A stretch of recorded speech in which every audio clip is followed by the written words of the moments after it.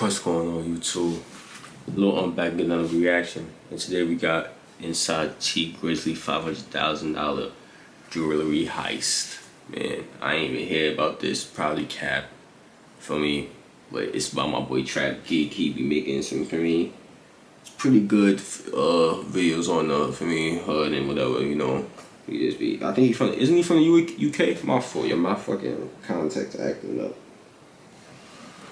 Isn't he from the UK, man? Let me know, man. Feel me? Like the video, comment, subscribe, post notifications. Other words, pass the ball. Pass the ball. You feel what I'm saying? I'm open. Pass the ball. For me, you gotta stay to the end of the video if you wanna know what shooting the ball is, cause after you pass the ball, like, comment, subscribe, post notifications, I'ma shoot the ball. So for me, just please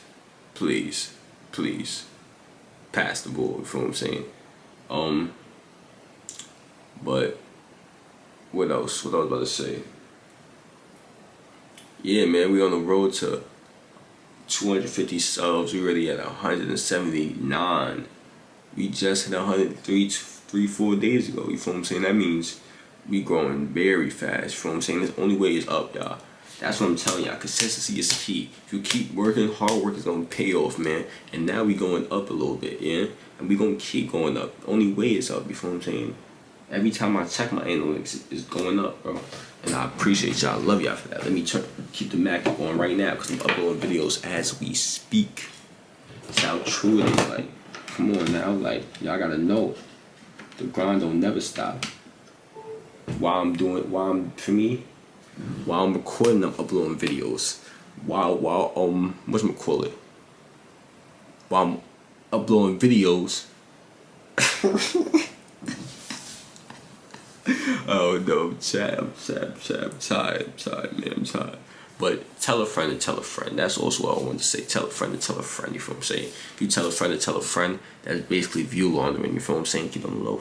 But for me, because you tell a friend to tell a friend, that friend that you told, go ahead to tell a friend to tell a friend, and that friend that you told a friend to tell a friend, go ahead to tell a friend to tell a friend to tell a friend. For me, shit like that. But yeah, without further ado, man, let's get into it, because you niggas know I already been talking for 2 minutes and a half already.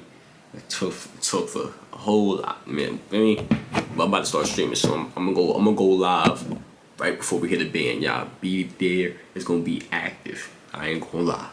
Word up. Let's get into it. 3, 2. Oh, I ain't start screen recording. I'm high, bro. My fault. 3, 2, 1, go. The FBI is working to learn if 4 men arrested for a robbery at a local jewelry store are tied to similar crimes across the country. Why you don't fuck with me? Bro, you stole my shit! What I steal from you, bro? I'm about to send you your money back. Police say these 3 men walked into this Jarrett near a busy shopping area Tuesday night around 7 with hammers. Oh, is this? I just can't is this what my son T Grizzley came out with the? Hold on. Is this why T Grizzley came out with the first thing? He said, "Bro, brick with the light on, sit now, big man, like a big down, big rap, like a back down, pull it back down." That's like, yes, stop, nigga, it's like go cases of the bros. Kill me if I'm gonna spend a lot of time on the job. Just still talk. I'll let niggas come be a. I'm gonna go back your pussy, nigga. I do it better, but I'm doing better than niggas. I'm going down there, let's get the king, we ain't talking get next to me. Mama said a little T, get ahead of me. We get ahead of me, niggas. Get the revenue, nigga. You can have, make it happen. Here go exercise, I'm busy, you can make it. Drink, pack up, everything, get it there back. Let me tell you. My first order was 30 years. They look, crackers out of that when they stole my parole. I'm a felon. I ain't got that blow in your back, bro. Check his head off, fucking bubble. You hear me? At the police store with the bully. Oh. What was that getaway called? A jab before. Okay, we gonna see now. If they got a jag before a portfolio, like whatever the fuck. Let's get it to my fault, Bradley. Alright, so somebody's life story that I've always appreciated was T Grizzley. Consistently good rapper, I always look forward to hearing one of his verses, but a lot of people I don't think know his full story. This is a man who was destined for university, but somehow ended up in Kentucky on the floor with a gun pointed to his head in the middle of a jewelry heist, right? He was trying to pull off. So this particular story covers his younger days when he was casing out robberies spanning across multiple different states, and this iconic moment when a dude confronted him after the fact to yell at him for stealing his Xbox back in the day. You stole my fucking Xbox One, my fucking MacBook, my fucking iPhone. I had a wallet, had about $190 in that bitch. Now we're gonna get into all this, but first, let me show you my song of the day. This is Oreo J. Check him out.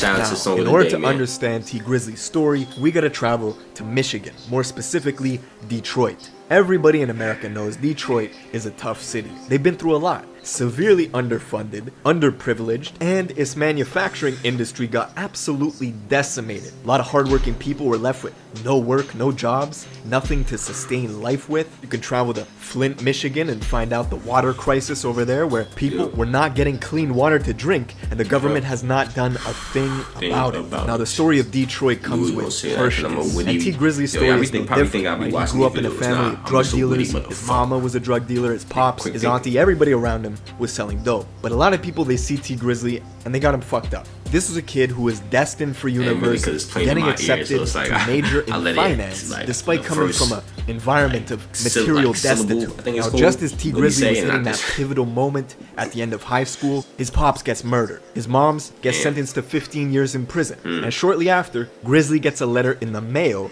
telling him he gets accepted into Michigan State University. But tuition is like 15 grand a year, and some kids that get accepted into school don't even have the option to go. This was a big opportunity for Grizzly, so he went for it. But he knew he needed a job. And as you guys know, in order to get a job, you need experience. But in order to get experience, you need a fucking job. So Grizzly heads up to MSU. He invites one of his friends from his neighborhood to go up there and take part in some of the opportunities. And one day, this friend comes to him with 11 grand in his pocket. And Grizzly's like, yo, how did you get 11 grand? Whatever you're doing, I want in. Well, it turns out the friend was doing B&Es, which is breaking and entering.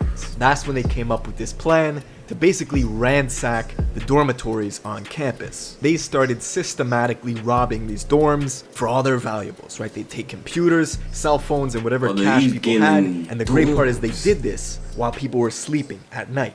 Grizzly's a big guy. I don't know how he was able to tiptoe into people's dorms and steal their shit at night, like he's the fucking Grinch. T Grizzly and his friends successfully pulled off 12 robberies. By the end of it, they got at least $10,000 worth of stolen merchandise and nearly $10,000 in cash. But that's only how much the police recovered. Grizzly had about 40 laptops and 20 iPhones in his room. But the police were catching on to them. You recognize these guys? MSU police want to talk to them about a recent theft in North Hubbard Hall. Look at this big nigga. Like, you could tell you on some call pretty shit. police, Like, backing it down, like, yo, when you all, they gonna be like, I ain't gonna lie. Unfortunately, as they were planning to leave, the police intercepted them. Word got out quick that Grizzly was apprehended, so one of his friends ran to his dorm in order to grab the stuff that was stolen and move it somewhere else so the police would get off their trail. He moved all the stuff that Grizzly had stolen into his own dorm. This actually hurt the cops' case because it was tampering with evidence. So the police had to let Grizzly go and take a couple months to actually build a case and get some evidence. That's when his friends came to him with this plan for a jewelry heist.